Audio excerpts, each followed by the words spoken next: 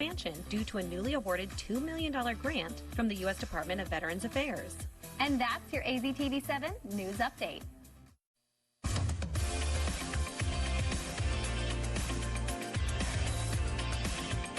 Welcome back. One Mom is here from One Community. That's actually the name of the organization, and their mission is for all of us to be treated fairly and equally. She says treating people fairly isn't just what's right, it's what's good for the economy as well. Welcome, Janine. Thank you. For those who don't know, tell us about the mission of One Community.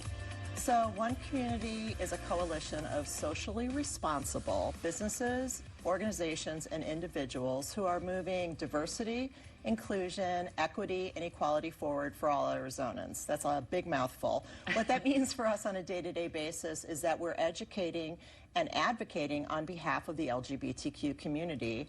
And what that means for someone like me with the organization, working, you know, it might mean having a cup of coffee with someone or being in front of a group of hundreds of people sharing our stories and educating folks. And for people in the audience watching today who aren't familiar with the acronym, LGBTQ stands for lesbian, gay, bisexual, transgender, and queer. For people in my generation, queer was a really derogatory term, and it no longer is. So for folks in my kids' generation, it has been embraced as an umbrella term to kind of cover the whole LGBTQ community, so they proudly embrace the term queer. So hopefully that's a little bit of the education that people need this morning to help us go. That's really helpful, because I feel like we hear that all the time, LGBTQ, LGBTQ+. And it's like, what is it? What is it? Well, that's what it is. Right. And I know that you came to this work for a very specific reason. Yeah, a really personal reason. So my journey actually started back in 1990 when my brother came out as gay. So I've been an ally for a really, really long time, raised 3 kids, had no idea until my twins came out after high school as gay, and then halfway through college, one of them came out as transgender. So I have been on this incredible journey as a mom, as an ally. My transgender kid then went to work for my boss, Angela Huey, at One Community.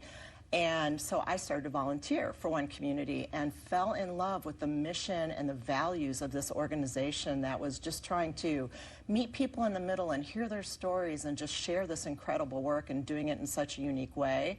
And eventually she hired me. So that's how I ended up doing this work. But it's really personal and really meaningful for me to work for the rights of the people that I love more than anybody else in the world.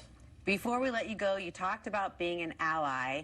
There is a Unity Pledge. This is the 10th anniversary of the Unity Pledge, and this is something anybody can do. Can you tell us what it is and how we can take the pledge? Yes, so the Unity Pledge is the largest equality pledge in the nation. To date, we've had 2,600 plus businesses, 500 faith organizations, and nearly 22,000 individual Arizonans sign in support of fair treatment in the workplace, in housing, and in public accommodations.